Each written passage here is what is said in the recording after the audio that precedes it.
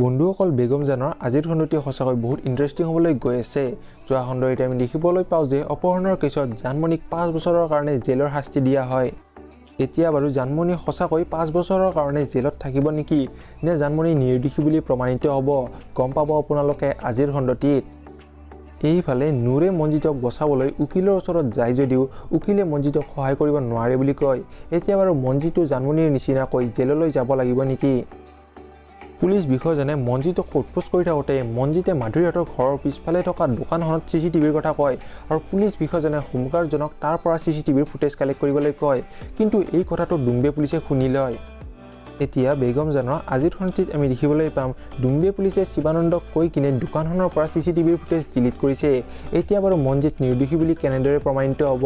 সঁচাকৈ বেগম জানৰ আজিৰ খণ্ডটি বহুত বেছি ইণ্টাৰেষ্টিং হ'বলৈ গৈ আছে।